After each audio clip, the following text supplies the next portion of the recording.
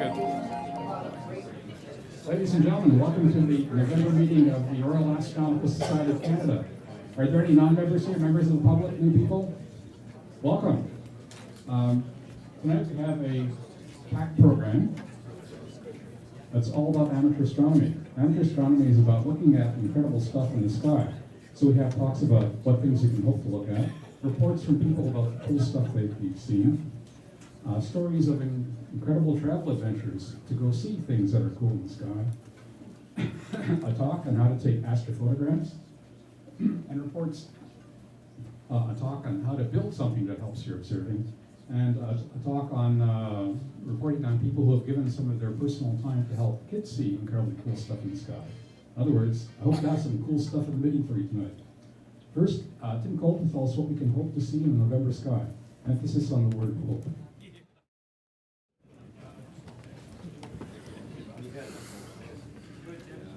Okay.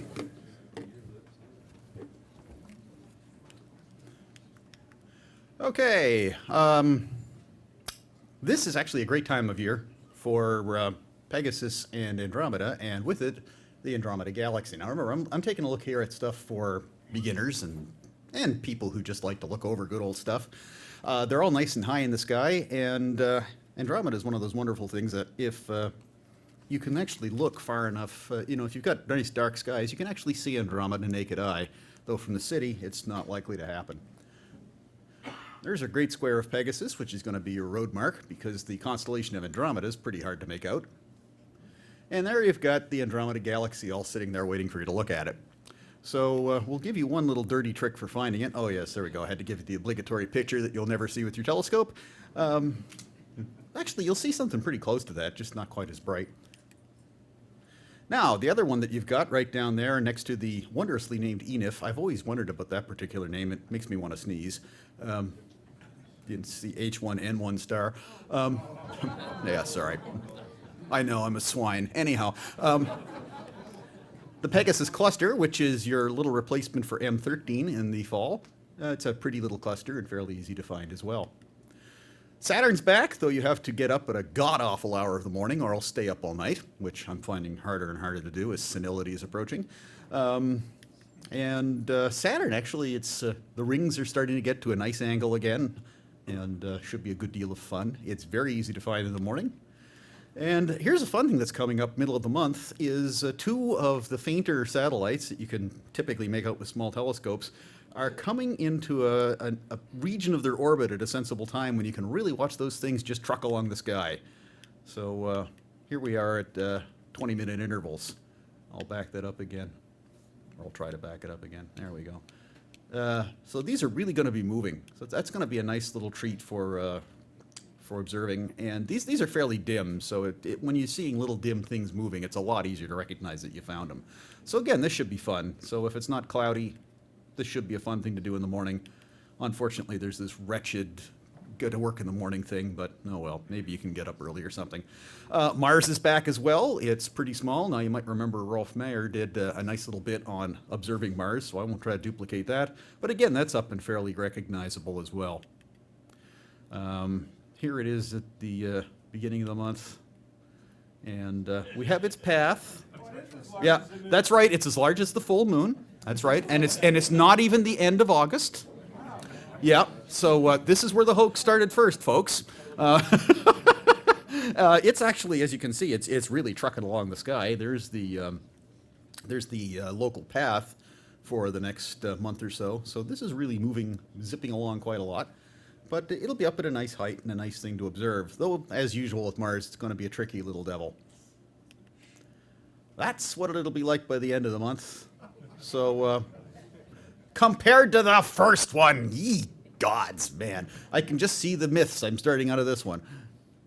There we go. Appears from all reports, and Pierre Martin, who you may have noticed, his fantastic meteor photograph hit Sky and Telescope for this month. Yeah. I don't know where he is. He's probably hiding. But so it seems like this month's Leonids might actually, it's not going to be a repeat of 2001, but it could be a nice little event. So now, the radiant's there, but don't forget you're not necessarily going to look at the radiant. You want to look a little bit away from the radiant and up. You're often going to find some nice stuff around here. So you know the routine. Fortunately this year there actually isn't a moon handy, so you've actually got a fighting chance at this one. Jupiter in the daytime. I've only done it a couple of times, and it's always been easier with the moon. So towards the end of the month, we have a nice crack at catching Jupiter in the daytime. It'll be easiest at dusk, but you might actually be able to find it over the day as well, particularly with binoculars. And there you go. There's that simulation. So if you were above the clouds, which will inevitably be there, this is what you'll be able to see. And that is very nearly it. So Thank you, Terry. that's it for me. On to the rest. All right, now people get to tell us about the wonderful things they've been observing. We're going to have 6 observers on stage in quick succession, so please get ready. First is Murray Campbell. May I have your attention, please? Yes. This is not something of the moon. Yes, I did it.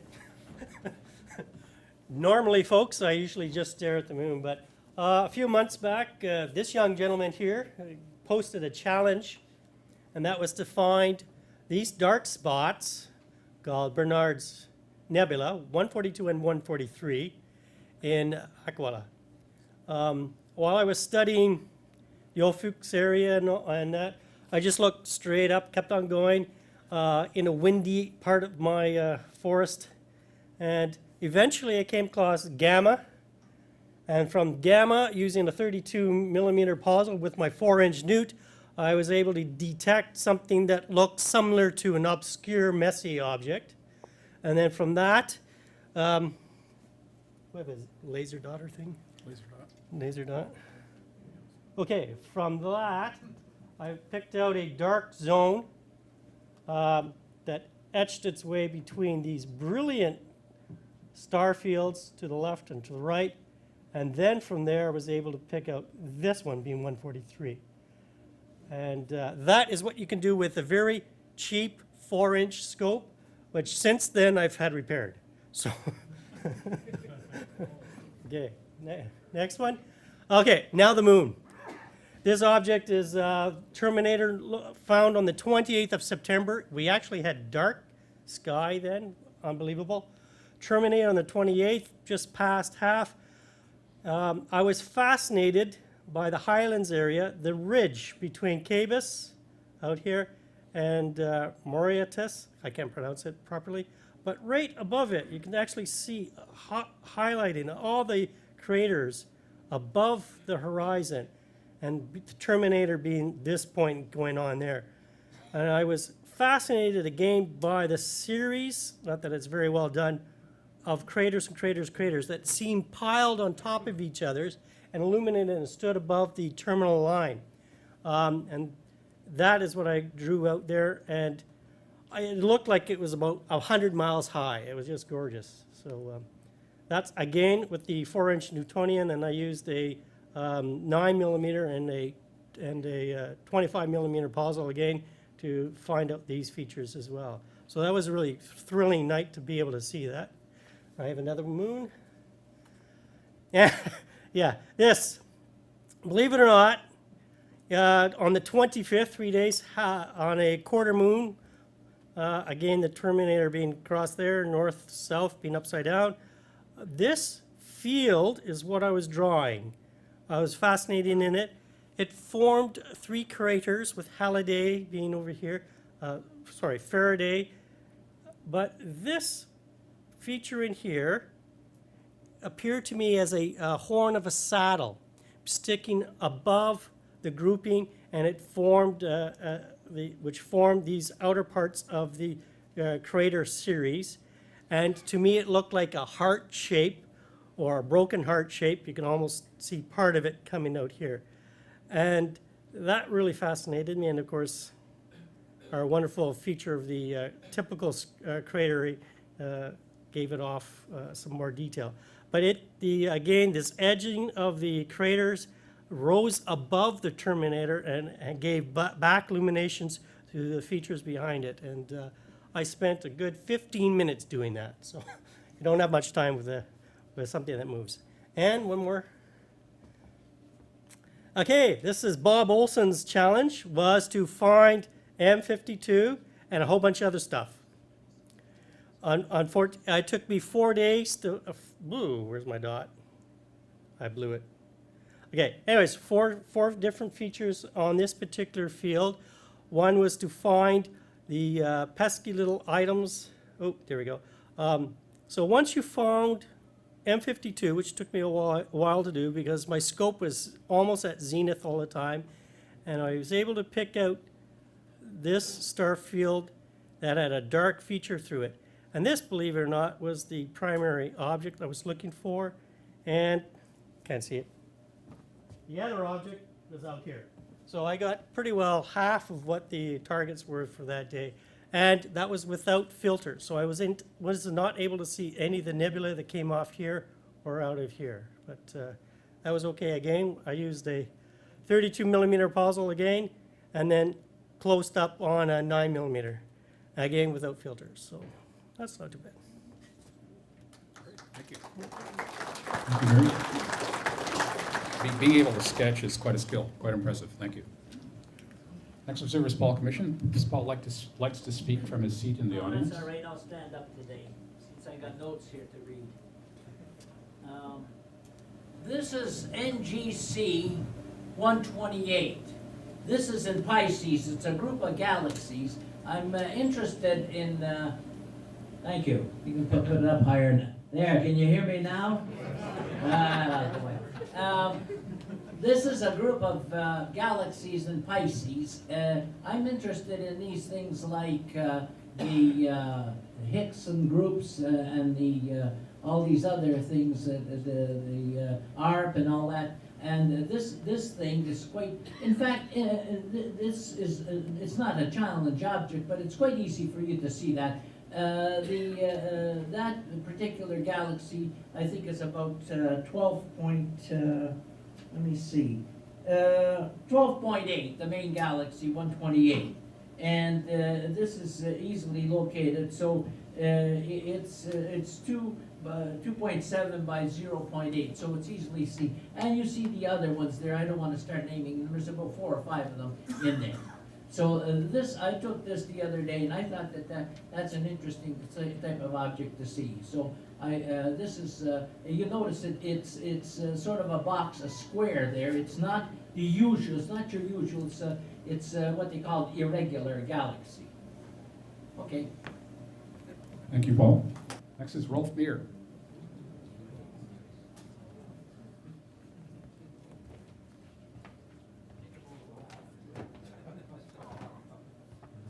Well, I guess this is it. This is about all we could observe last month. So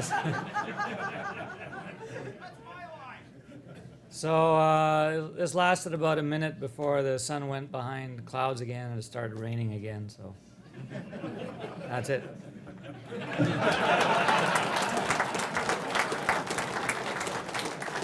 Thank you, Rolf.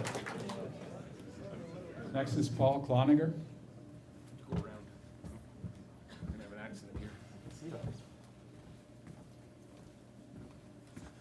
Hi everybody, just a couple of images for tonight. This is NGC 891. It's an edge-on spiral galaxy, probably very similar to our own Milky Way, located about 30 million light years from here up in the constellation of Andromeda.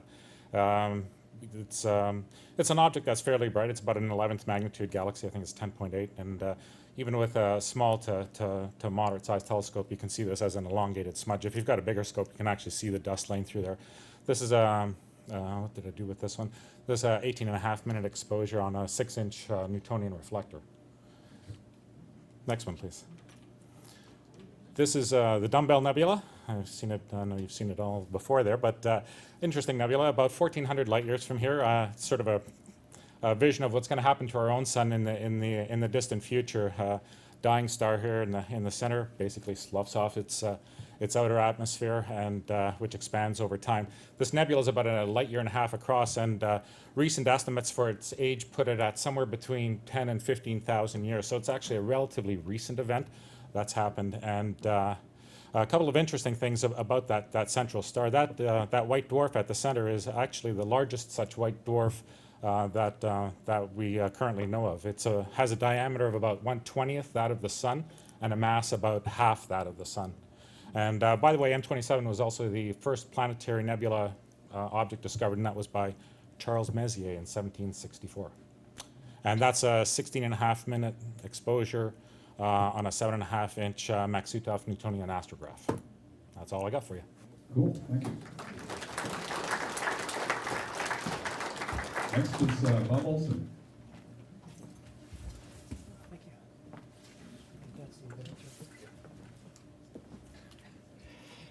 This is M52, one of the challenge objects. I apologize. This is my planetary nebula that you were to try and find as the challenge object.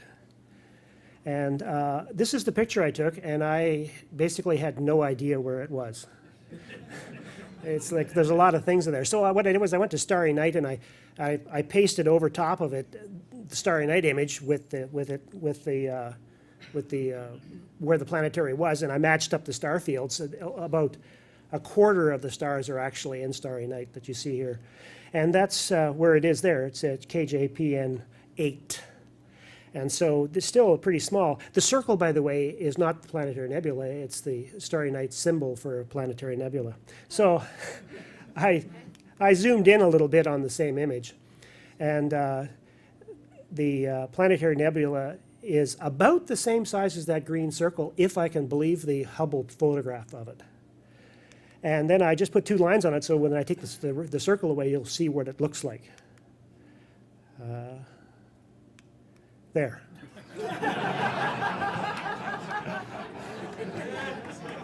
Which, to put it mildly, was really irritating. Because I had a lot invested in this image. But not just to save the day here, you'll notice that red spot off to the left. There's a carbon star. Yeah, and carbon stars are when you take a helium and you jam it to a helium and make a beryllium. And it's a beryllium-8, which has a lifespan of basically 0. And then you jam onto that another helium, and it becomes carbon. And this is very difficult to happen because the beryllium lasts such a short period of time. And so it's unusual that you get carbon out of that triple helium mixture. And then actually the carbon then gets a helium jammed onto it and it becomes oxygen. And in most stars, there's more oxygen than there is carbon. And so the carbon then becomes carbon monoxide, and it doesn't bother us. But when there's more carbon than oxygen, you get soot, graphite sort of, and it clogs up the atmosphere. And apparently it's not very easy to get spectral analysis off these stars because their atmosphere is so clouded up with carbon. This is more appropriate than you'd imagine because this is a red giant, and about every 10 to 100,000 years, the helium engine goes into high gear and produces all kinds of heat, and you get this big explosion, and then it settles back down to hydrogen burning again, and then goes to helium and back and forth until a lot of the stars blasted away into planetary nebula, which is supposed to be where those arrows are. So it'll eventually turn into something that I can take a photograph of. All right. This is M52, sorry. This is the challenge object. This is what Attila calls a boring open cluster. The sky is filled with them.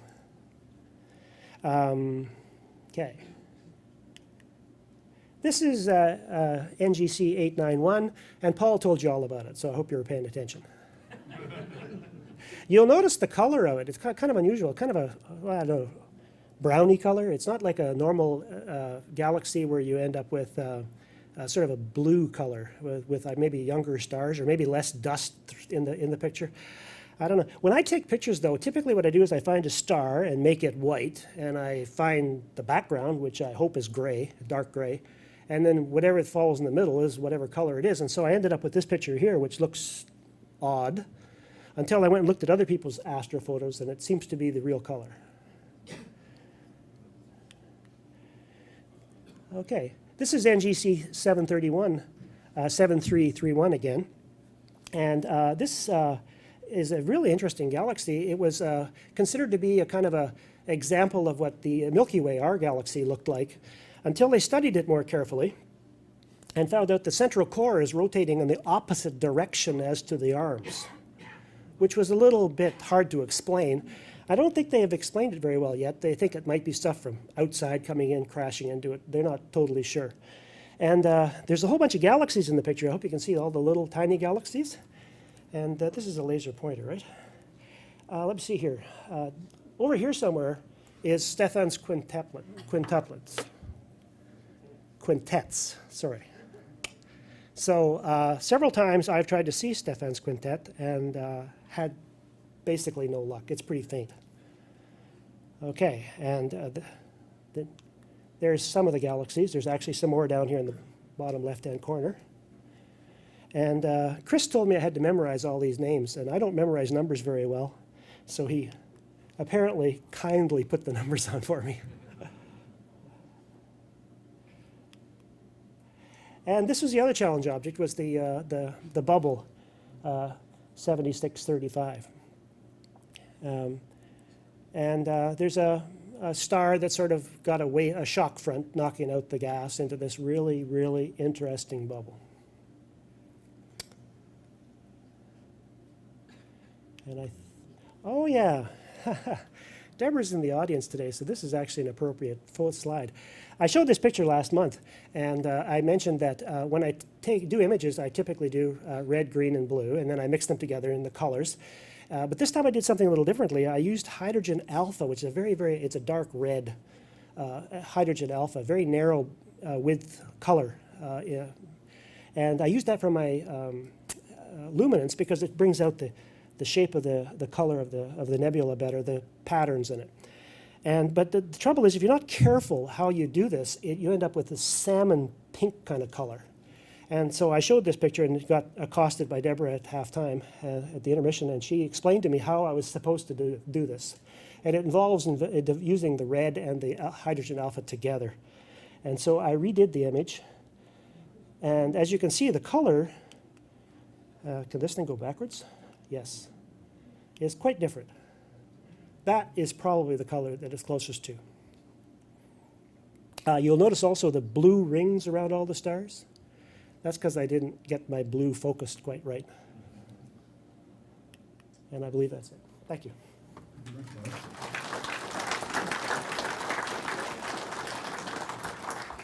Awesome photographs. Right. That's stuff we've all done. Now we have a few challenges to recite into doing more observing. First, we have a Deep Sky Challenge by Paul, who will again speak from his position in the audience.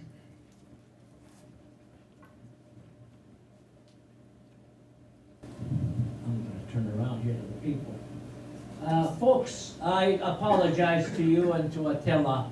That challenge object that I gave you, the Einstein cross, I just couldn't get it. So I outsmarted myself. This happens in life, you know, and you can't. So this time, I'm giving you an object that is much easier.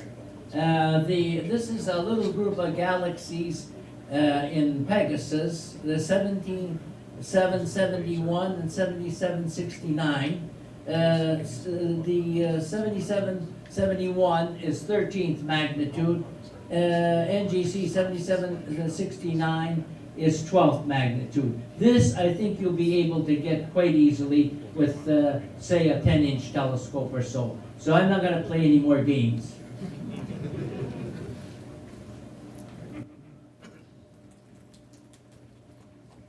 Thank you, Paul. Next, we have a lunar observing challenge from our favorite lunatic, Ryan Paul. We could have more than one lunatic, which is why he's the favorite. That's good, that's good. Oh, well, Murray's very close now. All right. The Royal Astronomical Society of Canada has something called the Isabel Williamson Lunar Observing Program.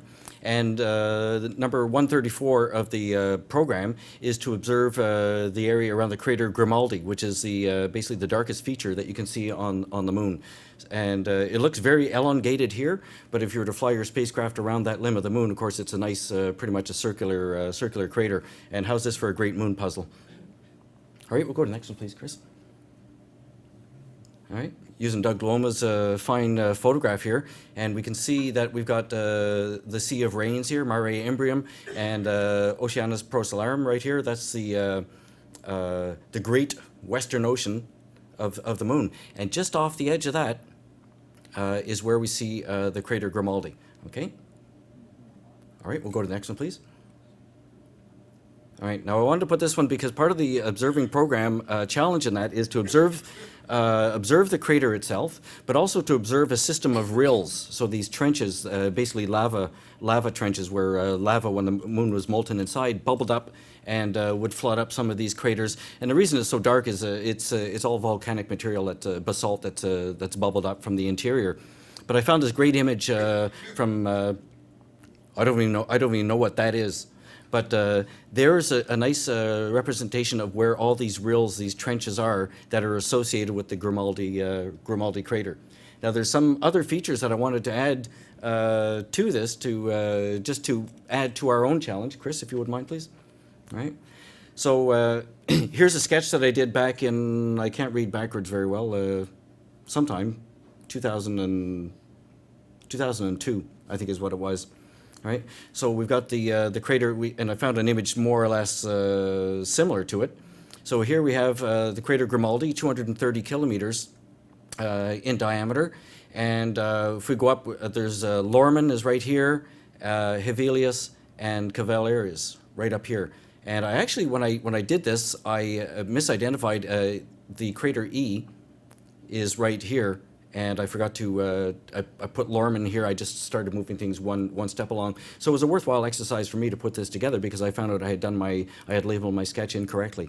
Now what's very interesting about this is, especially when you have the Terminator, the day-night line, right along the edge, the western edge here, you get all of this in very nice relief. But what it also does is, if you look at the crater Hevelius, right here, notice there's shadow on this side. There's also shadow on that side. What does that tell you about the floor of the crater? It's got a hump in it. All right, so we're getting the shadow from the crater wall here, and we're also getting shadow from the raised floor, the humping floor of the crater right there. So that's well worth looking out for. And one more. All right. So this was just a quickie sketch that I had done one night. I was looking around the area of Grimaldi, and the Ocean of Storms right over here.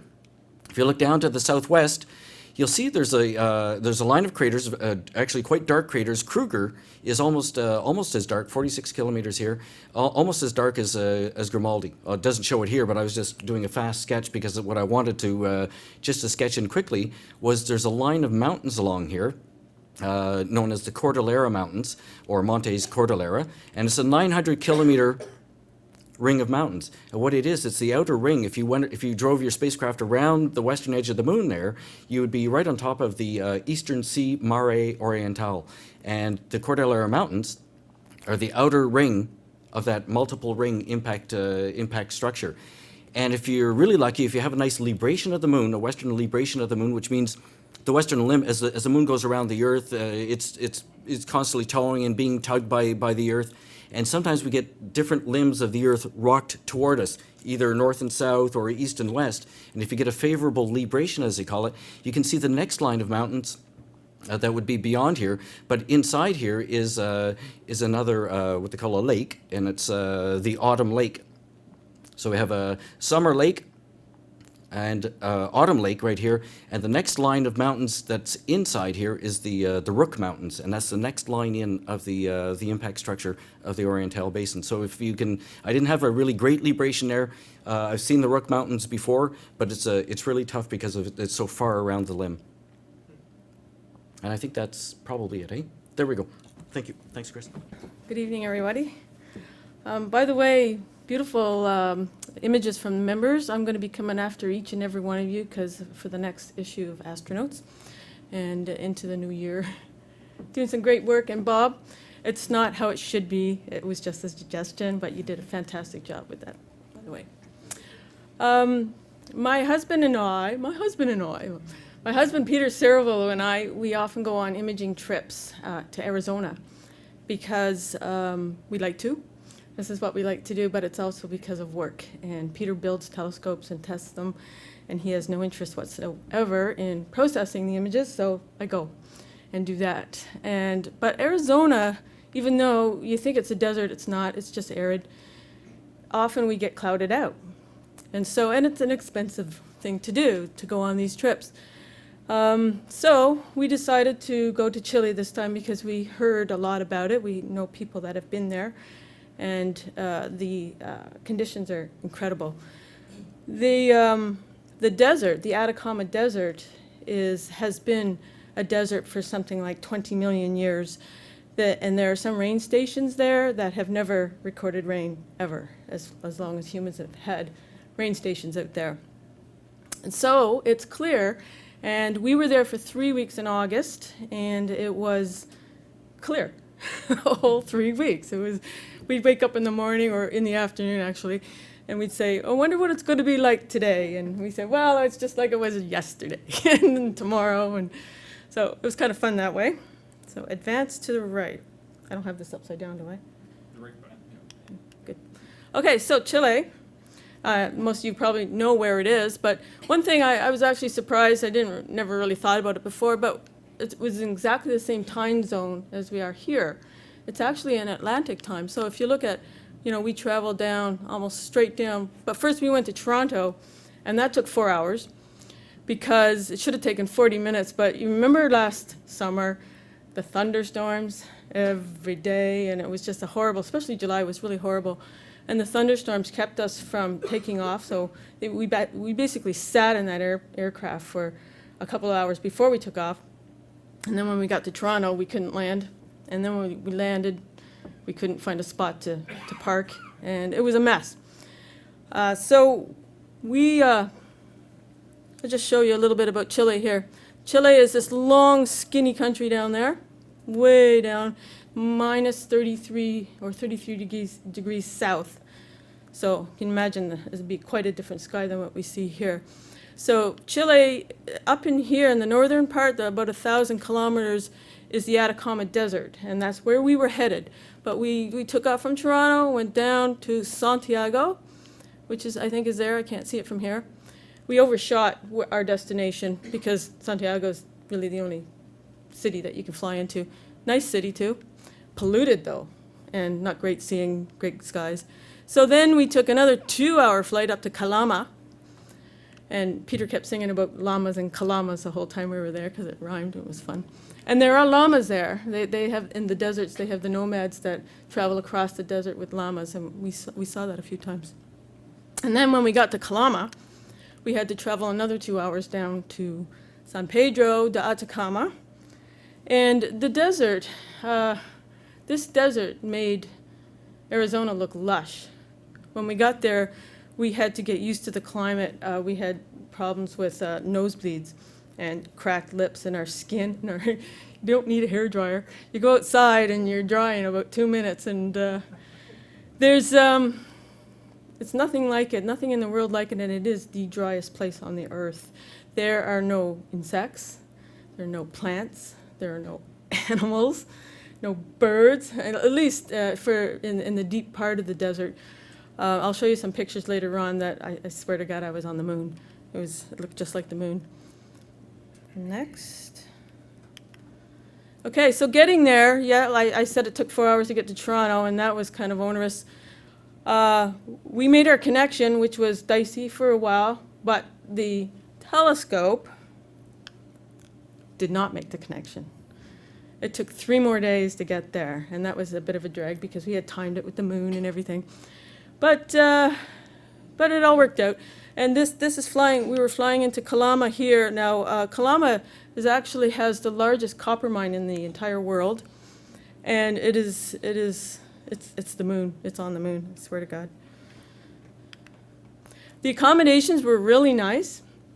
There's a fellow called, his name is Alain Maury, and he's a Frenchman, and he's an astronomer. He used to be a professional astronomer, but what he does for a living is he hosts other people's telescopes and domes there, and he has lodges, and every night he gives tours of the night sky, and he's really enjoys it, and he has a lot of fun with it. But the place was nice. I mean, we had a nice patio here, and we could sit on this patio every day and get a bit of sun. And looking straight out, we'd be looking right at this volcano. Amazing view. That here I am image processing because, you know, that's all I did when I was there. Dust devils during the day were amazing. Wow, dusty place. But they would kick up and they're like little tornadoes that would go all over the place during the daytime. Here's the kitchen area. Most of our gear is on the table, of course. And there's Peter having some fun with a flambe here. There's nowhere to eat there. You have to go into San Pedro to a restaurant. So we would go into Calama and buy groceries, and then we just cook for ourselves here, and usually have dinner about 2 o'clock in the morning, because we'd work all night, go to sleep when the sun comes up, and get up, sleep as long as we could, and do it all again. And we did that for 3 weeks. It was really fun. Now the setup, luckily we didn't have to take more than just the telescope.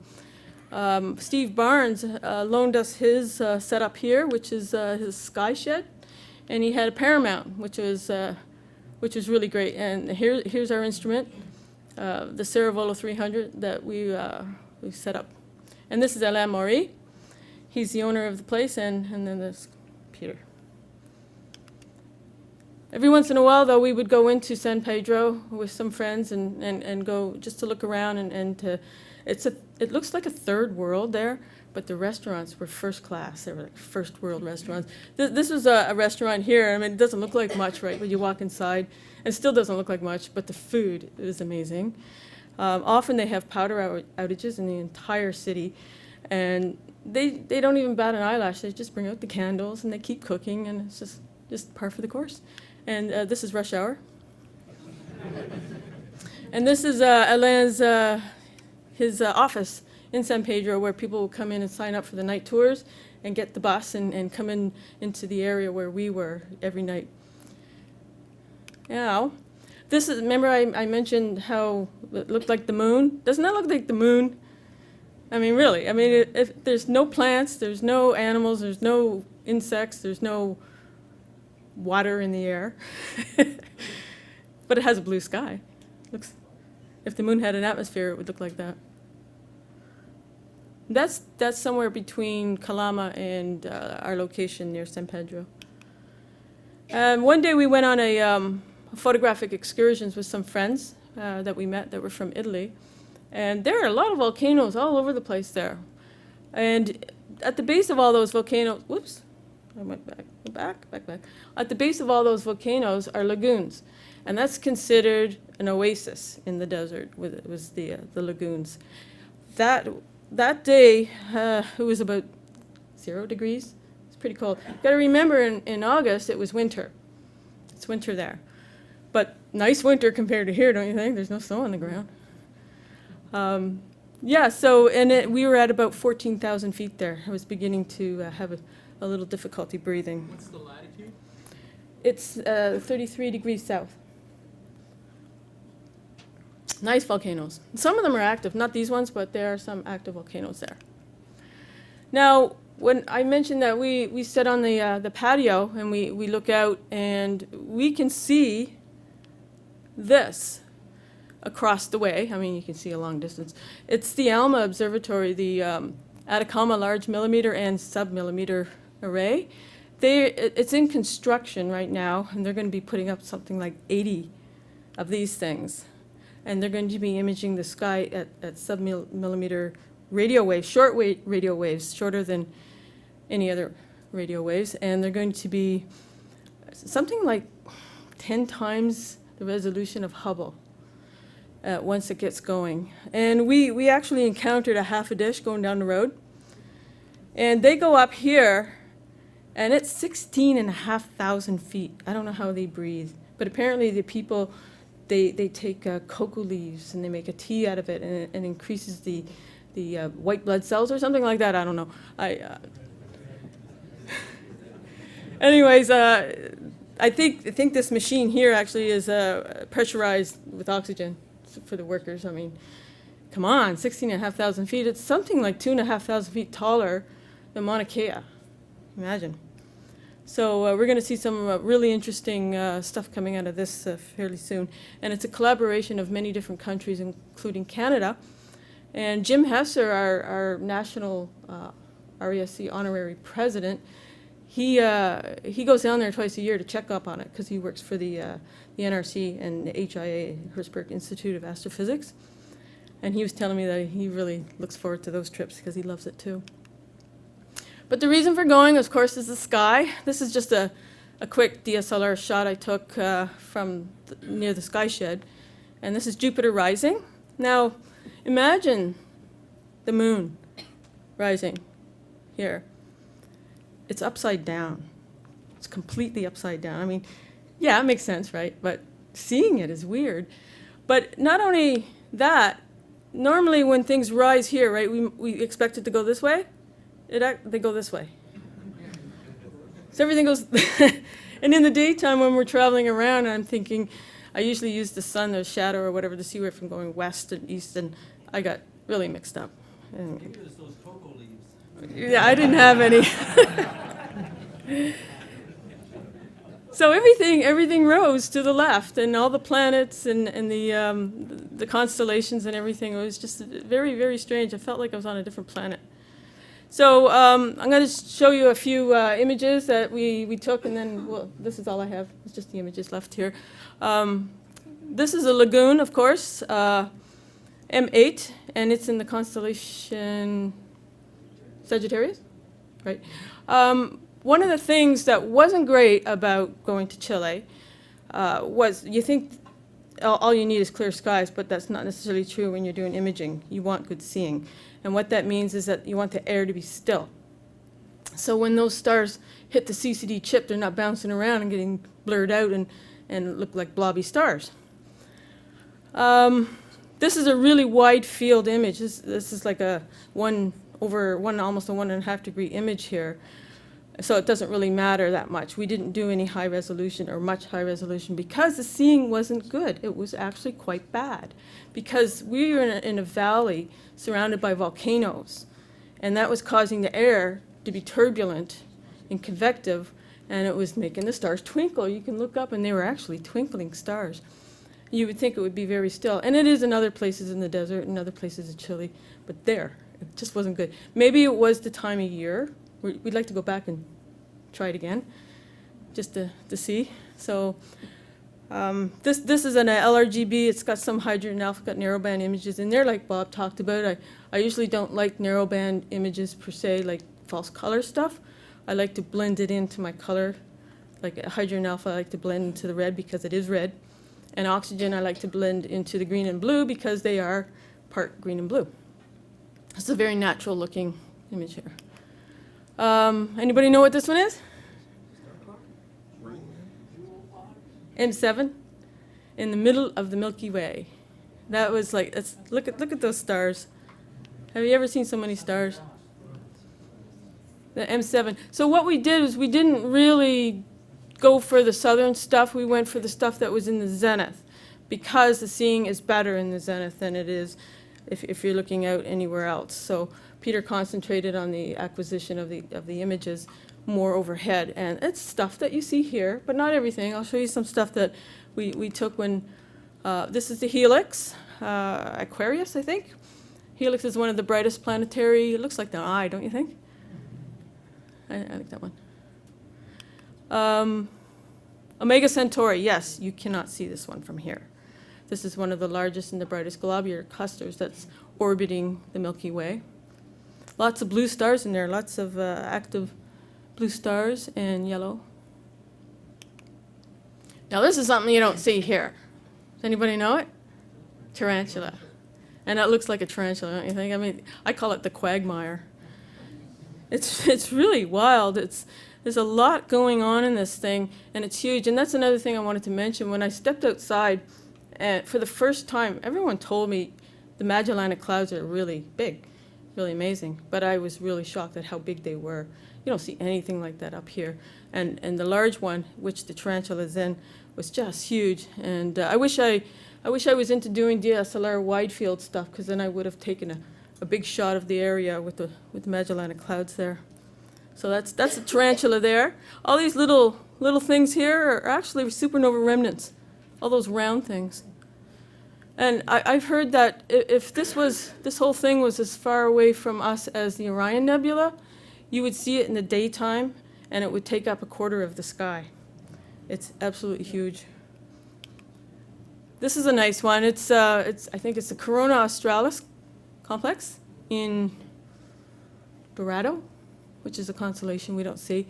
NGC 6723 cluster. And this is a reflection nebula in the dust clouds, and it's called the Beauty and the Beast, I've heard. And there's a variable star in there. It's like a T Tauri star, a brand new star that's actually causing this nebula to be variable. Believe it or not, this is a variable nebula, which is kind of weird. M20, Mission Nebula, and a reflection nebula. And the final one here is NGC 253. This is one of the few high-resolution F9 images that we took because we had to do something, and it turned out not too bad. And I like this one because it's got this dust that surrounds it. It's pretty cool. And that's about it. Thanks for listening. Awesome images, Deborah. Sorry? Awesome images. Thank you.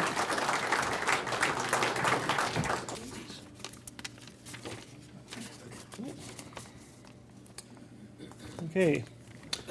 Volunteer organizations such as ours exist because of the hard work and dedication of its members. Even in my own relatively short time with the RASC, it has been nothing short of remarkable to me how so many of us show almost or as much commitment and enthusiasm to the society itself as we do to the night sky we all love. One of the privileges each center in the RASC holds is the ability to nominate for special recognition those of us who go that extra bit further to make our organization what it is. This past year, the Ottawa Centre put forward such a nomination to the national office for one of our longtime members. I am pleased to announce that this nomination was accepted by National, and the award was made available at the recent General Assembly in Saskatchewan. Since this individual was not able to attend the GA himself, one of our other members was kind enough to arrange for the award to be sent here. So without further ado, it is my pleasure on behalf of the Ottawa Centre RASC to welcome to the stage our own Mr. Al Seaman.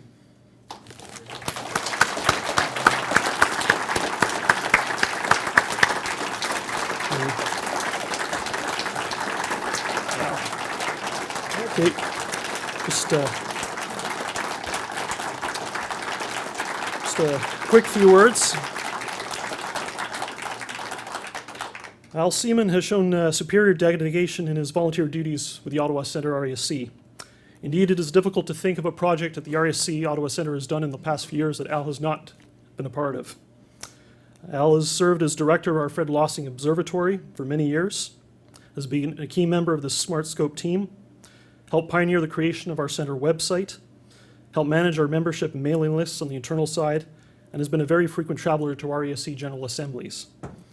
Al's meticulous attention to detail assisted in the creation and management of our website, a first-class information tool that is used both within and outside the Ottawa astronomical community.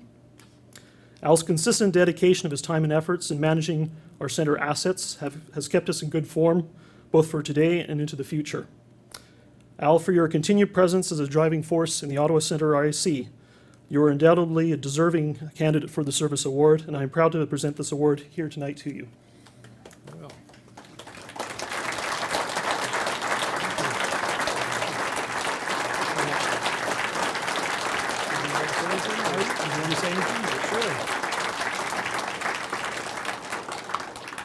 Well, I knew this was in the offing back in the summer when I was invited to the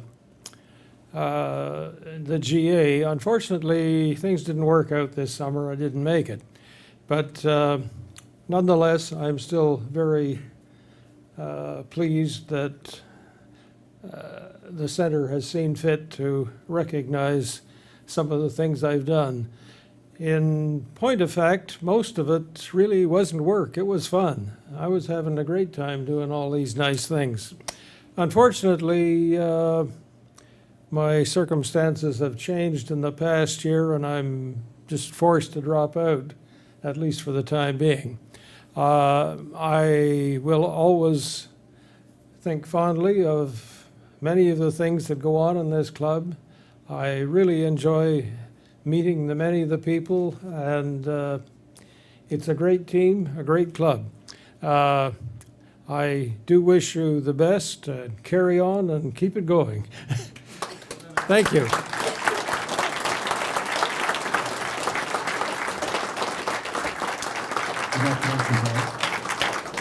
This club does good things because of the dedication, like volunteers like Al.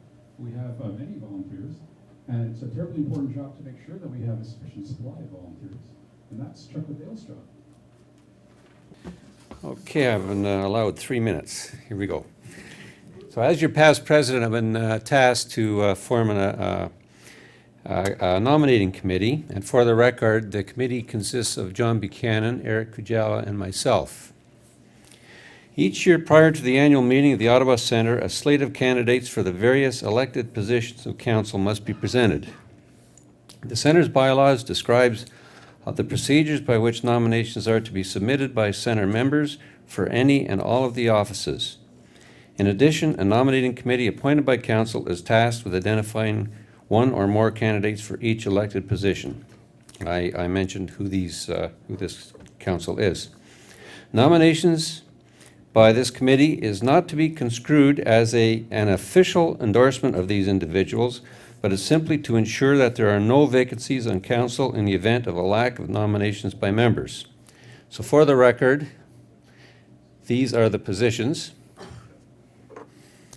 And we notice we have one open position. Nominations will be open for anybody that wants to take on this position.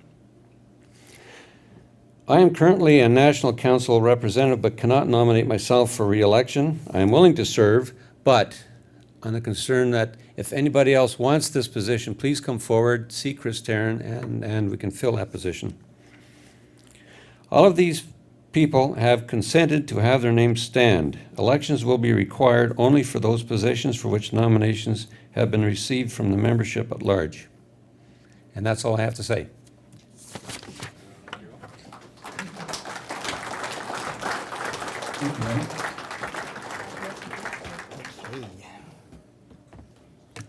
Thanks. Well, thanks, Attila. Hi, everyone. So, one of the things that I enjoy the most about our hobby is going to dark skies. And I've been doing that for the past few years with my dog and doing a lot of visual observations. But over the past year, I've gotten into imaging. And so the challenge for me has been how to take my astrophotography gear to dark skies. And because I just find being under dark skies to be a lot of fun, regardless of what I'm doing. And all of my observing is in and around Ottawa, so up to about 3 hours drive from Ottawa. So I travel a lot, as much as I can, I try to go about 3 or 4 times a month. So every clear night I get during the dark phase of the moon. Of course, the last 6 weeks have been pretty awful for that. So I've had 0 opportunities in the last 6 weeks. But I did get a lot of good chances in August and September. So I'm going to show you some images from that time. So the challenge, of course, with astrophotography is that your equipment is so much more complex than for visual observation. So what I'm going to focus on today is sort of how to manage that and how at least what's worked for me. So I'll give some thoughts on that, but just bear in mind that I still consider myself very much a beginner at imaging, so take it with a grain of salt. So shooting under dark skies, well, why would you do that? And what I'm going to focus on is going to dark skies versus trying to build an observatory in a more light polluted environment. So one thing that you get right off the bat is you get better signal to noise ratio. So you can, with the same equipment, with the same amount of exposure time, you're going to go much deeper. Or put another way, you're going to need a lot less exposure time to get good data. That also means that there's going to be less processing because you're going to spend less time trying to get rid of sky glow. You also get more natural looking images. You can also image down to the horizon very easily. And most places that I go to, like if I go to pristine skies, if you go 2 hours west towards Nirvana, which is just north of Barnacle Provincial Park, there are no light domes at all. Another place that I like to go to is La Vérendrye Forest Reserve, which is 3 hours north of here. It's in Quebec, and it's all, in both those spots have abandoned airstrips. So the horizons are very good, and there's no light domes. Which also means you won't get any gradients in your sky background, which again means you spend less time processing. Because every time you do processing on an image to get rid of things like sky glow, you're going to actually get rid of some of the important signal as well. And of course, dark skies are a treat, whether you're just imaging or standing. And the best reason, of course, is that steak tastes best under Mach 7 skies.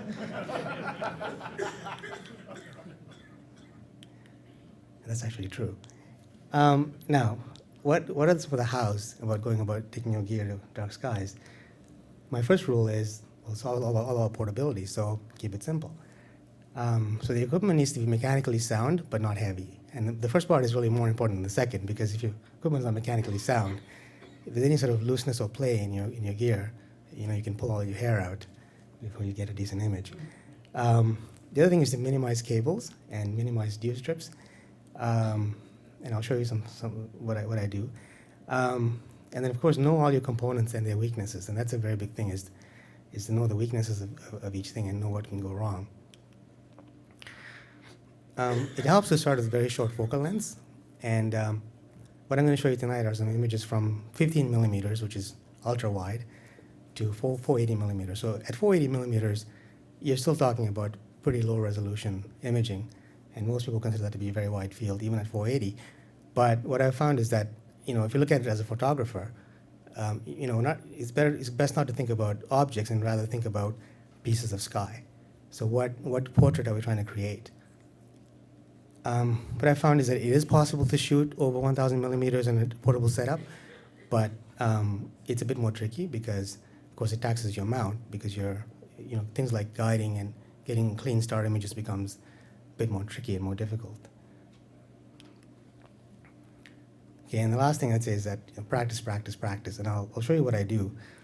Now, I found that repetition is the key to success, and personally, I find it's better to be consistent than to be lucky. And what I mean by that is, if you're consistently getting crappy results, you can just correct what you're doing and try something different. And if you're consistently getting good results, then you don't change anything. But if you're kind of in between, and one night you're shooting really great, another night you're shooting pretty crappy, you really don't know what's going on, and you're kind of stuck. So better to be consistent than to be lucky. So here's my first image that I'm going to show you. This is the first few images I'm going to show you are with my DSLR. It's a daytime camera that I use to shoot pictures of my kids. And this shot I did at La Vérendrye, the site I told you about 3 hours north of here, in September. And this is the Milky Way. This is with a 15 millimeter Canon fisheye lens. What we see here is Jupiter. So this is looking south. And you can see what the fisheye does is it gives you a field about 90 degrees across. So this is about, if you think of the horizon being 360, this is about a quarter of the horizon we're looking at across here. And you can see a bit of distortion here because the lens actually, it curves the field at the edges.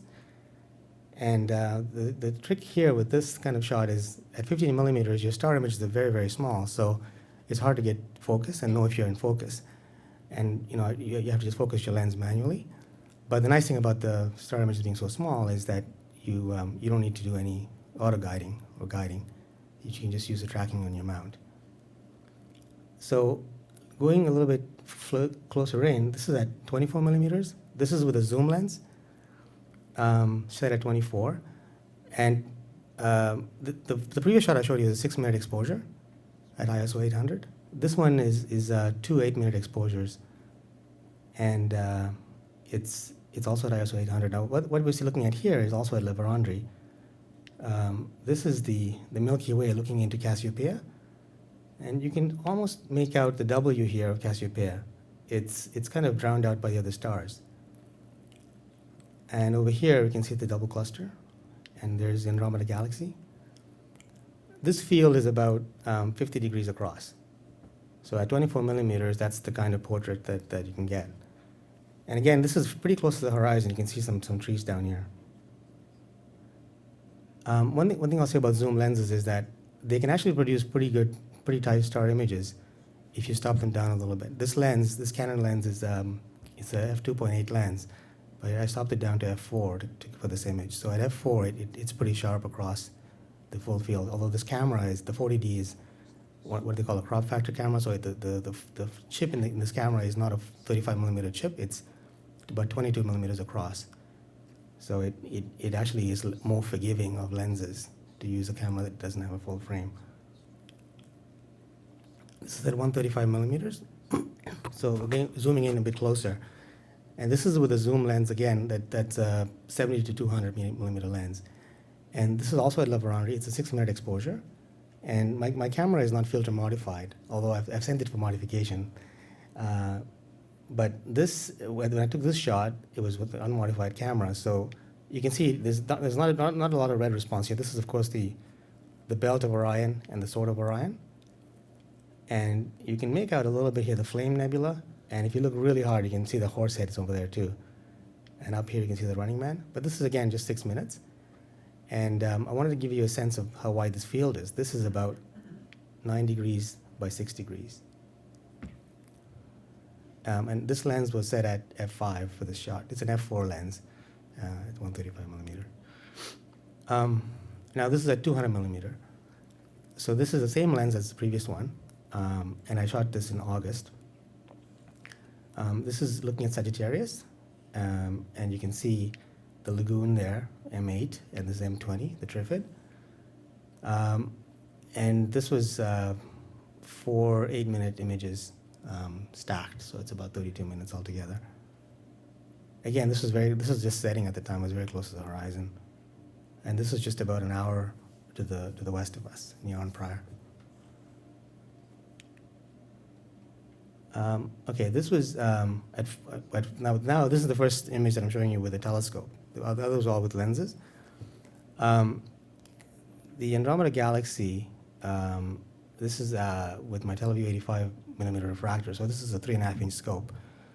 And again, this is with my DSLR. This was done at Laveranderie, and it's about 48 minutes of exposures. Thanks. So this, I want to show you this. This is about 2.5 degrees across this field, right? So I'm just going to quickly go back here for a second. See that? That's the same camera. We're looking at a 50-degree field here. And then in this image, the diagonal here is about 3 degrees. So it's just a different portrait of a part of the sky. Okay, so this is kind of where I started off. This is my backyard, and I thought about, first of all, I have a south-facing backyard, and what I did was this shed is now facing my back fence. Okay, so what I did was I got both my neighbors to come over, and with these Home Depot dollies, lifted the shed up, because it's not tied to the base, it's not fixed to the base, and turned it around so it's facing the back fence. And then I put this little pad here, okay? And the idea was I needed some place to practice, so when I got my gear, I didn't actually get my gear till, my imaging gear all put together till Christmas, about a day before Christmas is when it all came. So by the time I actually got to practice, it looked like this. So what I did was, and I said repetition is the key to success, is I for a couple of months, I just shot M42 repeatedly and figured out sort of what are all the quirks in my stuff, especially with guiding. And then this August, a couple of months ago, I expanded my little pad there. So again, now I think this winter I'll have an easier time clearing the snow. But this is what typically my setup looks like. So that's my 85 millimeter refractor. And in this case, I've got my ST10, because I have a CCD camera as well. And the previous shots I showed you, I had my Canon DSLR here. This little scope here is a William Optics 66 millimeter refractor, and I actually borrowed this from Joe Silverman, because I didn't have a guiding scope at the time, but I'm getting one shortly. But what this thing here is a second camera. It's the Orion Starshoot Auto Guider. And what I try to do with this setup, this is my mount here. It's a Vixen Sphinx mount. The mount head weighs 20 pounds. So that's my heaviest component. And this battery pack weighs about 30 pounds. So, okay, that's my heaviest component. But it's all pretty light. Okay, that's my point. And the parts that I find that need to be very sturdy are the mountings. So I've got the side-by-side mounting system here from Las Mandy. And I also like my focusers to be very, very rigid. And I think to me, that's the biggest thing. I don't actually have sort of those, I don't even have I don't use any electric focuser. I don't use any sort of dual speed focuser. I just use a single speed focusing wheel. But I find that for me, the most important thing is just having everything very steady and rigid. Now, what I do here is even when I'm at home practicing here, I use my power pack.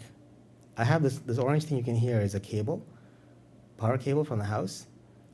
But I only use that to give myself a bit of heat and light in the shed and to power up my netbook, which is the little laptop.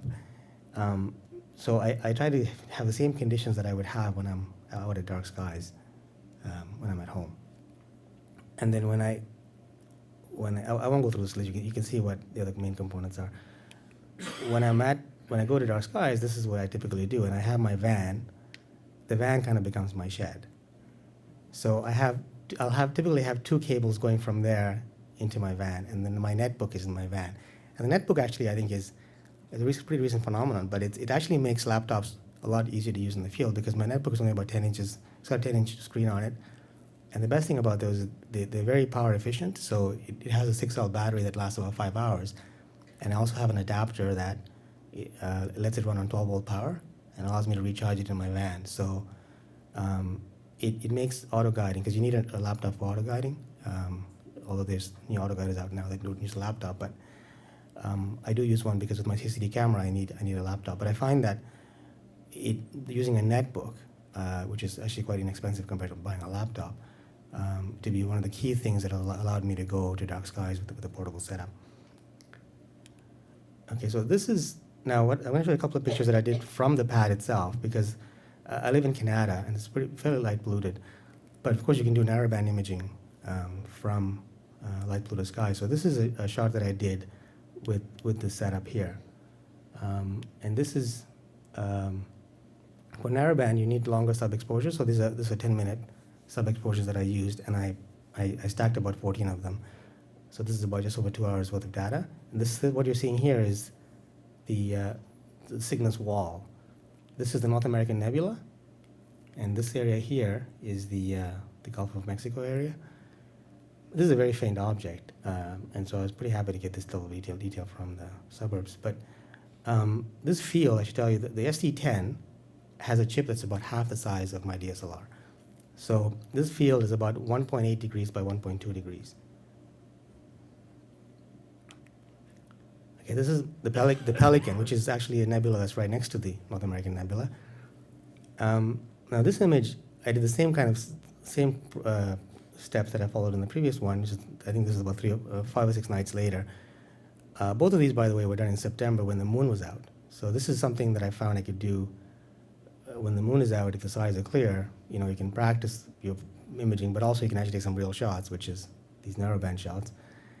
This is actually 3 hours worth, so I had about 18 frames that I processed to get this. Okay, and then RGB, like doing color shots. This was at Nirvana. I wanted to capture these, the M8 and M20 before I lost them for the season. And so they were just setting at the time. But Nirvana has a very good southern horizon. So this is only 30 minutes. This is using 3-minute sub-exposures. It's not the greatest composition. You're looking at a lot of stars here. But my point was to try to get them both into the same field, and I barely managed to squeeze them in. And this is the last photo I'll show you. This is M33, and it's a galaxy in the local group in Triangulum. And again, this is at 480 millimeters. It's about 85 minutes worth of exposure. The difference between this one and this one is here I didn't bin my pixels, so this is like what they would say a full resolution shot, and this is I binned everything 2 by 2. So this is at half the resolution of the previous image. The one measure people use is how many arc seconds of sky is each pixel in your chip seeing. In this case, you're seeing each pixel of my chip was seeing 6 arc seconds of sky, and here it's seeing 3 arc seconds. So the idea is you'd be able to see less detail here, but it's actually still able to pick up a lot of the H2 regions, in M33. And I think for Ottawa skies, if you're trying to get anywhere, like I think going over less than about 2 arc seconds a pixel, or even down to 1, is my guess is it's probably not all that easy anyway. So even getting at about 3 arc seconds a pixel, I think is not bad for our skies. So some parting thoughts. I'd say that complexity is a reality in astroimaging, and it comes from all the components, many different components having to work together.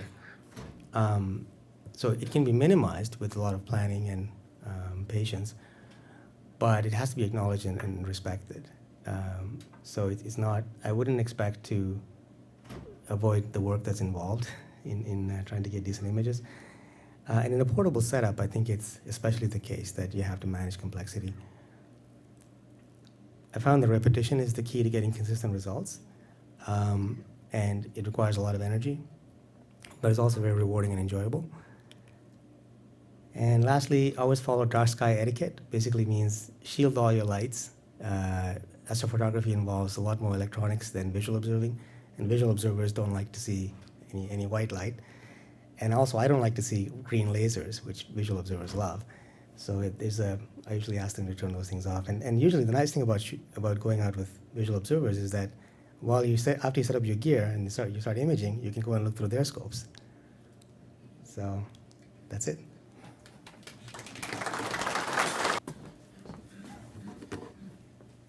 Well, hi, everyone. I wanted to talk to you a little bit about the Science Fun Fest event that we had just over 2 weeks ago. Now, for those of you who aren't aware of what Science Fun Fest is all about, I'm just going to give you a little bit of background. It was just over about 2 months ago when our center was approached by someone from Natural Resources Canada, and they said, would you folks be interested in coming and joining us in our National Science and Technology Week event? And I said, well, what's this all about? And they explained that it was a large event that they were hosting on October the 18th, involving a number of federal government departments and nonprofits and so forth. And it was really geared for kids, just to get them inspired and maybe hopefully one day to get them interested in a career in science. Lots of hands-on exhibits and lots of science cool stuff. When there was insect exhibits, there was the space agency was there with a little booth right beside us, and on and on and on. I think altogether there was over 56 in all exhibits, tons of families and so forth. What interested me in this event when it was pitched to us was that large crowds. We were told that last year they had 3,500 people. They did all the promotion. Logistically, they handled, the space and the tables and all the other infrastructure stuff. And that appealed to me a lot because I thought, okay, I don't have to do that. We don't have to do that, and so forth. And as I started to chat with these folks, it became clear to me this was a monster event. Okay, and it was a really well-organized event. So I was quite keen on this. So this happened just over 2 weeks ago. And it was in the Natural Resources Complex on Carling and Booth. There was 2 sites along Carling. And we found out that they don't know the exact number, but this event this year was the biggest ever by far. They figured between 4,500 and 5,000 people attended. And for us, it was the largest outreach event that I think we had the privilege of attending this year. So it was just but bigger than the TAFL music event that we had, far bigger than any of the CARP events we had and so forth.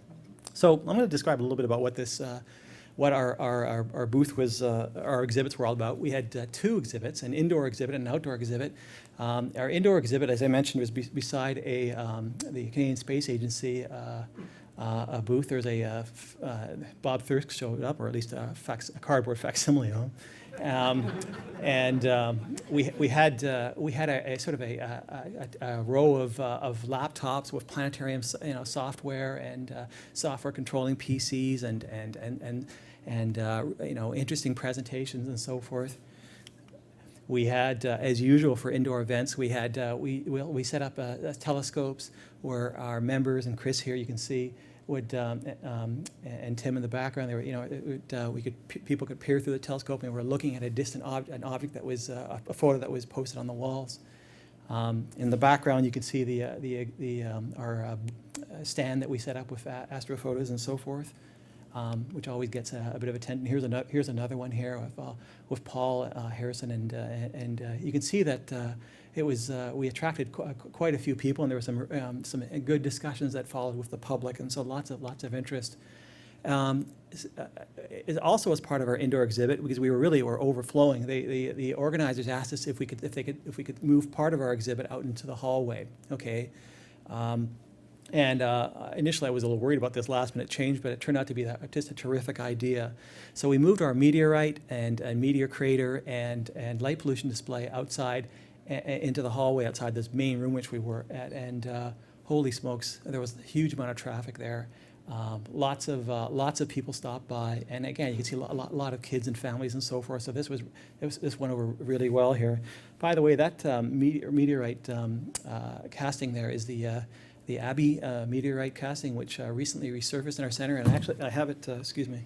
I have it just down there. I brought it with me today, and there's a description of it and so forth. It's a casting of a meteorite that fell in Alberta in 1952. So that was quite an eye catcher as well. So here you can see Ron and Chuck, and we had lots of folks that had stopped by and were quite intrigued by what we had to offer. Our light pollution display, and sort of in the front here, it's not in the photo. We had our moon display. Brian with your images that you drew, and of course our globe, our moon globe that we had set up. Here's a shot of Jeremy Booth. Now Jeremy is amazing, and I really have to thank him because Jeremy was handing out all of our the Sky News magazines that we give away for free. We had lots of arts and crafts stuff, where kids could create space images and so forth. And Jeremy is terrific at handing out things. I have a lot of stuff that I've accumulated, IYA stuff that I've accumulated in my basement here, and my wife is really encouraging me to move it on. Well, I want to thank Jeremy because if I'd given him my car keys, I'm sure he would have handed them out. He really moved a lot of stuff. And by the way, I should mention as well that what we always do, I think I've mentioned this before, what we do at these events is we ask people, there's a piece of paper we have, say, well, are you interested in being notified about future astronomy outreach events? And Jeremy signed up 45, 50 names. So of people. So these are names that I'll put into an email list and let them know about future outreach events. Okay, so here's our outdoor event. The outdoor event was held just about half a kilometer up the road in Carling, and in front of the old Dominion Observatory there. And you can see that we had our solar. It's a little fuzzy here. Our solar sign there, and we had set up a series of posters and so forth. In the background, you'll see that the tent that we had set up was quite a large party tent. We got some pretty good crowds. It turned out to be, for this time of the year, I think I think the gods were on our sides because we had clear skies. The temperature was was pretty good, and I was so worried. I thought this is such a large event outdoors. What if it's cloudy? What if it's cloudy? You have to plan something different. But this just worked out perfect, and it made for some terrific solar observing. There were some lineups, great conversation again, with Ken and the team, and it's really nice to hear the oohs and ahs and so forth. So here was our party tent that I talked about. In the party tent, we were making sundials and portable sundials and a little moon star clock as well. And I think it was really neat for people to be able to. We explained to them how they could determine the time of the day, or actually were they to use it as a means to determine where the South Pole was, and that really went over quite well. So in the tent we had Anthony and Shirley Ceravolo that were there, and they did a terrific job. I think one of the last slides I got here is So I mentioned that the two sites were our indoor exhibit and our outdoor exhibit were separated about a half kilometer, and there was a bunch of other exhibits that were clustered together near our outdoor exhibit. And what they did was to encourage people to travel between sites, as they had this colorful double-decker bus, and I think families would really like to sort of ride on top of the bus there, and it was kind of, as I was explaining to the folks that were doing the solar observing, it was kind of like the Wakefield train. You know, if you've ever been in Wakefield, you know that once the train arrives, it's just all of a sudden this sleepy town becomes just overflowing with people. Well, that was the story here. So that was kind of nice, and then then there would be this quieter period, and then on would come the bus again. And so this was you can't miss it when this bus comes. So a large group of volunteers that I wanted to thank, just a terrific group of people that participated and helped organize this event, which we put it together fairly quickly here. It's just amazing how on the day of the event, everyone seems to know exactly what to do. And I want to thank every one of them, because it speaks volumes about the spirit in our center and why I enjoy doing so much the role I'm doing. So thank you, everyone. I really am privileged to be working with a group of people like yourself. So what's in the future? We got a couple of events coming up. Our annual event that we have coming up is at the museum. It's the Winter Solstice event, obviously on December the 21st. It falls on a Monday this year. I'm working with the museum on this to try and understand the extent of what this is involved. Because it's on a Monday, they're telling me that it's just an evening star party. Okay, where our members will bring telescopes and allow the public to look through them. I'm hoping that there might be something a little bit more than that, an indoor component as well, just in case there are clouds. So I'll keep you posted. That's again Monday, December 21st. Another event that we have is Eric Kajula will be providing a presentation at his school, at his son's school, in the end of the month here. That's Friday, November the 27th, in Pierre Elliott Trudeau School in Gatineau. So he's going to have an indoor presentation. He's asked some of our members if they could bring telescopes. I will be there, and we'll hand out all, the usual freebies and so forth. If anyone else is interested, and I'll be sending out emails to remind you, that'd be great if we could support Eric, because I think Eric has done a lot for our center, and I think it'd be nice if we could return the kindness. That's it. Thanks, everyone. Good evening. Last summer in August, rather unusual for it to be in August, the General Assembly of the RASC was held in conjunction with the Saskatchewan Summer Star Party.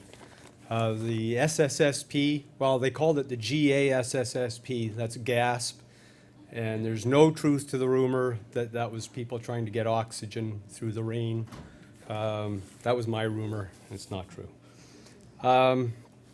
So it was held in August at Cypress Hills in southwestern Saskatchewan. First time they've ever held the GA in conjunction with an observing party. It's very odd for astronomers to actually do any observing at any of their meetings, and thanks to the weather, there was very little astronomy actually done at the meeting. There was only 2 Ottawa Centre members there that I'm aware of, and coincidentally, they're the same 2 Ottawa Centre members who were at the SSSP in 2003. And as far as I know, they're the only 2 Ottawa Centre members who have ever made it to the SSSP. So I thought it was worth advertising for them a bit, because it's a fabulous star party. This actually was the first year in 13 years that they've been completely clouded out for the whole event. So let's see. And get this thing to work. Nope, other button, right side. There we go. Okay, so this is the Cypress Hills. They actually raise about 600 meters above the surrounding prairie. It's a beautiful area, not flat, lots of trees. It's quite an extensive resort area, very historical resort. There's or area. A lot of First Nations activity took place there in the past. This is actually more what it looked like most of the time we were there. Threatening rain or raining. We did get a little bit of sunshine and some clear skies, though. There's just another view. I didn't get many astronomy pictures, so I'm showing you some scenery and trying to encourage you to go. So the normal things that we get at a GA, in fact, actually a lot of the events that happen at a GA also happen at the SSSP, so there's a kind of a duplication there between the two. So there are meetings, National Council meetings. We don't want to talk too much about that. As important as they aren't terribly exciting. Lots of talks. Jim Hesser talked about the International Year of Astronomy. Alan Dyer gave a very inspirational talk on a lot of the astronomy he's done over the years. There's some very nice astrophoto shows, some set to some music that I'd never heard of. Diane Nalini has released an album called Kiss Me Like That, and many of you will recognize that as part of the mnemonic that's used to remember the spectral classifications of stars. And she's actually a professor of physics at University of Guelph and also an extremely accomplished jazz singer. So her music backed up a couple of the slideshows. They had a barbecue with bison burgers, of course, being out west. There's the formal banquet, which absolutely was to die for. Steelhead trout in a cream sauce on wild rice. I ate until they ran out. This usual feature of the GAs is the Astrophoto Contest. You can't really see it much, but on the right-hand side, there was actually astro sketching as well. I think that's the first time they've done that. So there was a couple of drawings of the moon and some deep sky objects. So that a little bit of encouragement to keep people drawing and maybe start entering this this competition. There's also displays. This was one of the astrophotography displays. There was one woman had about half a dozen quilts, all on astronomical themes that she had on display. Remy Lacasse has started the ARP Atlas project. Halton ARP was an astronomer who did a lot of work on peculiar galaxies, interacting galaxies. And Remy Lacasse is actually going through the whole catalog and imaging them all in color at high resolution, which is something that's never been done before. And that's just one of our ASC amateurs from Quebec. And door prizes. They actually had so many door prizes they couldn't even do all the draws at the banquet as they normally do. They had half the draws through the course of the meeting. You had to go in and pick up your prizes. So, Galileo even showed up. I mean, what more do you want? I mean, we did have a whole year of astronomy focused on Galileo and the fact that 400 years ago he was looking at the stars. I still think he looks insufferably smug. Alan Dyer brought along a museum-quality replica of his telescope. This is pretty much exactly what Galileo's telescope would have looked like, except, of course, for the mounting hardware in the middle. That's modern. Alan actually had it out the night before the SSSP started. It was clear, and Alan had the thing mounted on a modern-day mount with an 80-millimeter apochromatic refractor as a finder scope. I don't think Galileo had any of that. But the views through this thing, it's 30 power. Field of view is about half the size of the full moon. The views were absolutely amazing. Really good quality views. It's actually a really nice little telescope. This is the objective end, not the eyepiece. It's something about 10-millimeter aperture. But you can see the interesting workmanship on it. It's quite a nice little piece. I think they paid something about $200 for these. So this now into the stuff that's really specific to the star party. This is a picture of the observing field, one of the few intervals when the sun actually broke through and the winds died down a bit. Basically, it's a big, flat, open campground, Meadows campground at the Cypress Hills Interprovincial Park. So it's very flat, lovely camping, quite good horizons, very dark skies, lots of space for camping. They had over 400 attendees this year, largest ever. And there is other sorts of camping nearby, too, if you have family, for instance, who don't want to be, the all-night action stuff. There are vendors, so in case you've got money, you don't have to worry about carrying it all the way home again. The most expensive piece of kit I saw there was $10,000, so pretty much what you want to spend, you can spend it. So as I mentioned, we did get clear skies for a few hours the night before the star party actually started. And of course, fortunately, that was the night of the Perseids. So I did manage to catch several not very good shots, one off the edge of the field. This one's actually showing some nice color. Later that evening, it did clear up again for about 15 minutes, and I did manage to get some star trails. This is I was actually camped over in one of the family campground areas because my wife was supposed to be with me.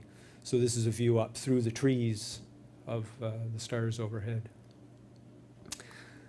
This is a view through the same trees during the daytime. These are lodgepole pines, which are very characteristic to the area. It's a beautiful, beautiful area. And you can see this is what the forest looks like when you're looking straight through it. They're very straight, uniform trees. They're quite unique.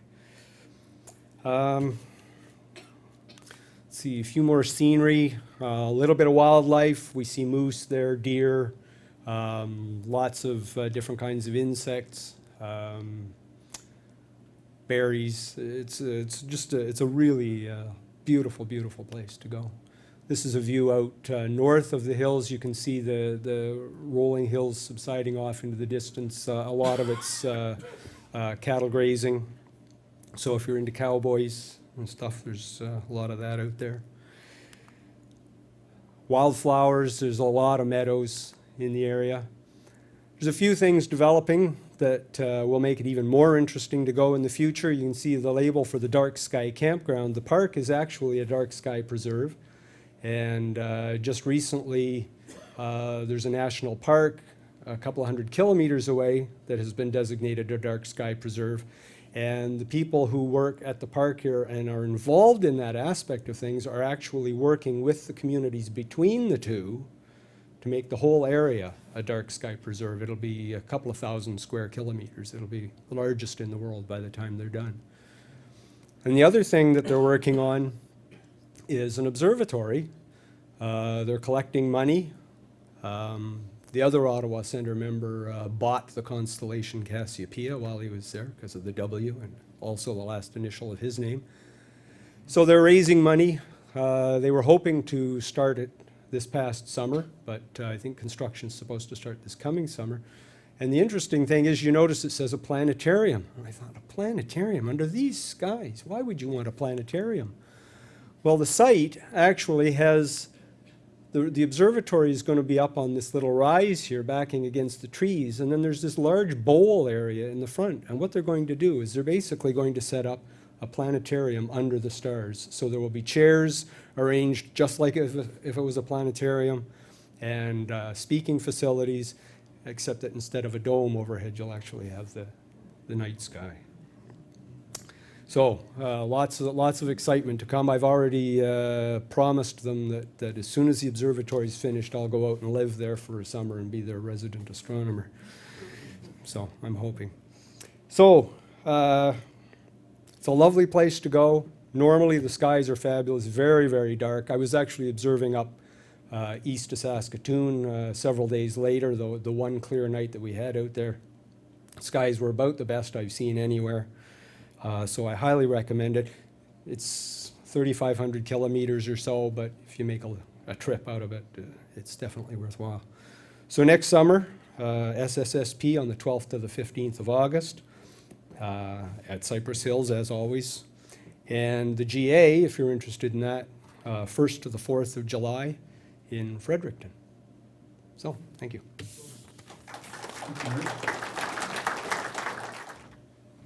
Give me land, lots of land under starry skies above. Oh, thank you. Right. So I wind up traveling around, and I wind up seeing things that other people don't get the chance to see, so I like to bring pictures back to people. And this is a new observatory, or this is a model. First there was a dream, but my camera wouldn't record it. So after the dream came the model, and we'll note a few things about this model. There are 4 observation stations to this model. This is a club observatory, not an individual observatory. There's a roll-off roof, and the back of the roll-off roof faces north. The observatory is south of Calgary, so the back of that roll-off roof blocks off some of the light pollution. There's a wall on the west side. Its purpose is to block the prevailing westerly winds. In winter, it's a little cool out in Calgary. The height supports here are adjustable on the back roll-off tracks. That's a future consideration. I'll talk a bit more about that.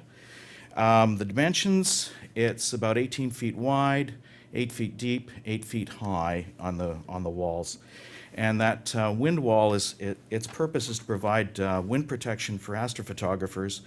It's also to block headlights from late arrivals. Without the roof, there's a couple of things that we can show you in the model.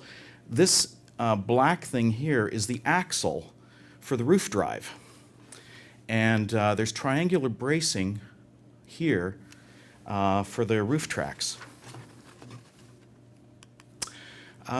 The few of you who attended the RASC General Assembly in Calgary may recognize Larry McNish, now past president of the Calgary Centre. He designed this new observatory with input from and approval by all the council members. And this is the observatory as it stood around Labor Day weekend. One of the observation panels is open, but at this point the sheet metal roof is closed.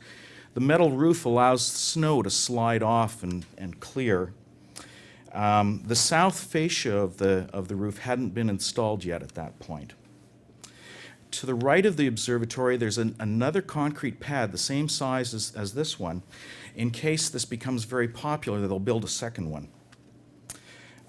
They have a big clubhouse here where there's heat. The observatory has been faced with vinyl siding that's colored to match up with the coloring of the clubhouse, and also the C14 dome, which is their permanent installation. One change from the model is that they've added, not only is there a north door, but there's also an east door for access, making it easier to get in and out, and cutting down on the amount of snow removal that will have to be done. Okie doke. So this is one observer station. You can see here there's a, whoops, get the right button, Brian. This one observer station, the door here lowers. It's a two-person job, particularly in the wind. So you need one person on the inside and one person on the outside, and it's triple spring-loaded hinges to do the supports.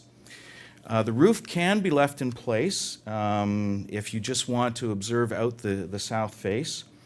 I have been told, however, hunting ducks from the building is not permitted.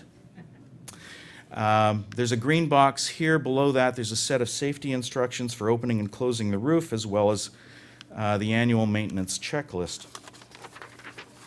They're big on documentation. The east door reveals all four observer stations. What you see here is the expansion joints define the divisions between the four observer stations.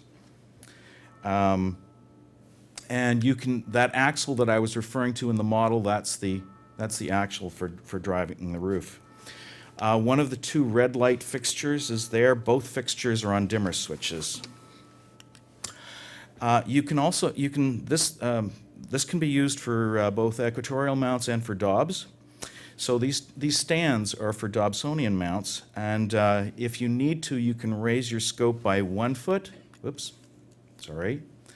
by 1 foot, or 2 feet, or 3 feet above the floor so that you can see out the observing station.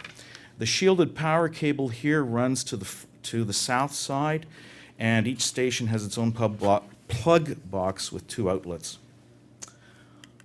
Here's one of the south panels closed, and you'll note the handhold here for lowering or raising that panel. You'll also notice the custom retaining spikes, and I'll show you a bit more about that. I know that looks a little rattly, but the observatory has already endured two windstorms of nearly 100-kilometer winds. It's wide open to the west from here. These are the custom retaining spikes. You'll notice the recycled material that's been used. I don't know if anybody can read the labels. Larry is a retired computer engineer, so he happens to have a fine collection of golf balls that are labeled by various old and some defunct computer companies. Right. Okay, well, the roof does come off onto the back rack. The roll-off roof is supported by 3 posts, and they're attached by triangulation to these roof beams. The 2 load-bearing beams are on the east and west sides, and then there's a north beam and a central beam, and those are merely in tension. And behind, just behind, you can see the fixed observatory roof. Just in case you haven't been to Wilson Cooley, the actual scope is up here on the 2nd floor, and on the main floor there's a meter-wide concrete pier that stabilizes the 14-inch scope on the top floor. Yes, a meter. It's pretty amazing. Okay, north face of the roof, as I said, this is to block off light pollution, but at the same time, the alignment of the sloping roof means that you can still, from inside, if you've got an equatorial mount, you can still spot Polaris and you can do your polar alignment. The north door has a combination lock. The east door locks from the inside. Tubular steel frame supporting the roof. 5 curved arches supporting the frame. Vertical steel straps that are attaching the north face. Cross tubes here and here. Their purpose is they act in tension to prevent the frame from keystoning. And there's some short tubes here to connect some of the arch tubes on the east and west sides. The frame was welded in a machine shop, delivered to the site on a flatbed truck, and hoisted into place by a mobile crane. This isn't exactly your home observatory. This is Larry pointing to the west track, explaining that the arch delivers the load onto the 2 rolling tracks. This is one of the rolling tracks. There's 9 rollers per track. That's 1-foot separations. All the moving parts, the J-tracks, the axle cables, etc., are commercial grade. They're not residential grade. And even before the motorized opener was installed, the roof could be rolled on and off by pushing with one hand. Over time, the concrete pad will probably settle, and so there will be a need for adjusting the supports of the roof rack, and that's what these are. So these are bolts that are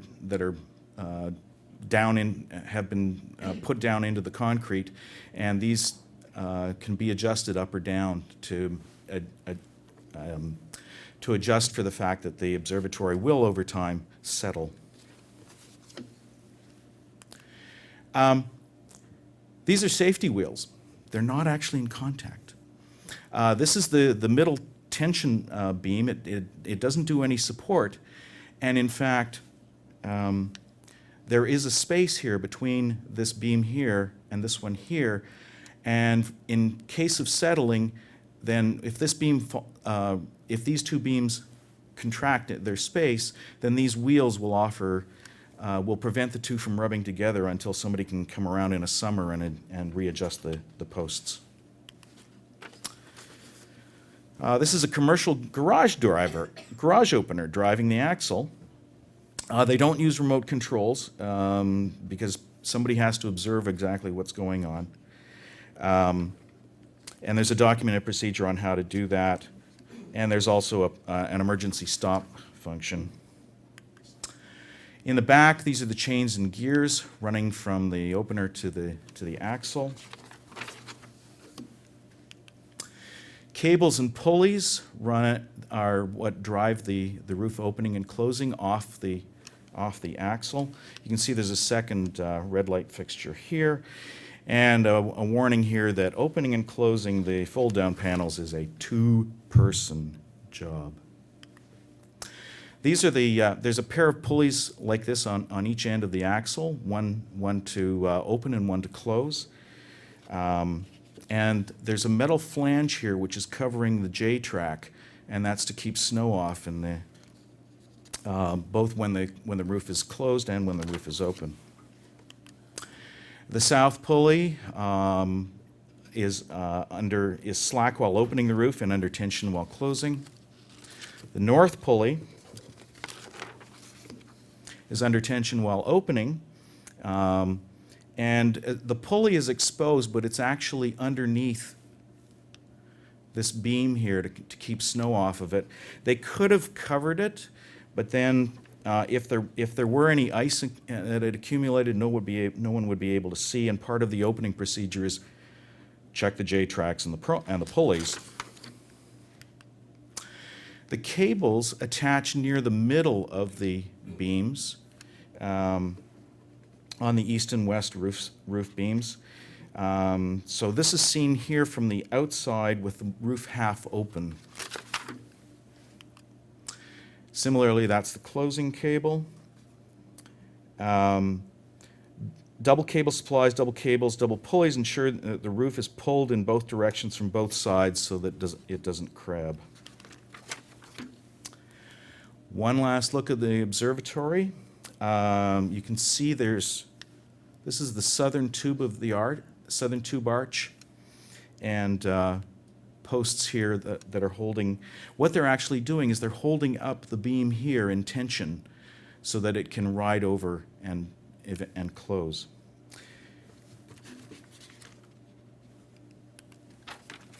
That's all, folks.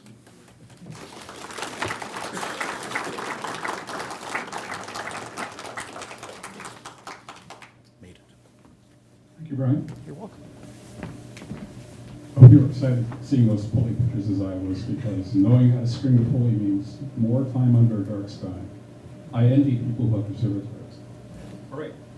Well, that concludes the auditorium portion of the meeting, but we still have some entertainment for you this evening. Tonight, after the meeting in the lobby, please join us for a conversation, caffeine and carbohydrates with Anna and Art Fraser. If you're interested in membership, Art Fraser is also the fellow who takes care of that. But please don't wander around the rest of the museum. Our landlord gets upset if we do that. We try to be nice to our landlord. Also, tonight might be a good time to pick up a copy of our Observance Calendar. It's composed of excellent photographs taken by members of this club.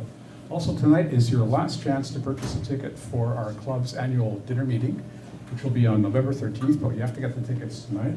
As a special guest, we'll have a professional astronomer from France. Later this evening, some of us will go to Kelsey's in order to get some real food, some alcohol, and sit down and more conversation. On the 27th, as a reminder, is Eric Cadula's start party for his kids' school. If you don't know Eric, he's the fellow with the camera right here. So come talk to him if you'd like to participate. The next meeting will be December the 4th. Now, it's not our fault. The government Ontario is going to require us to be boring for 45 minutes the next meeting. We have to have our annual general meeting because we're an Ontario corporation.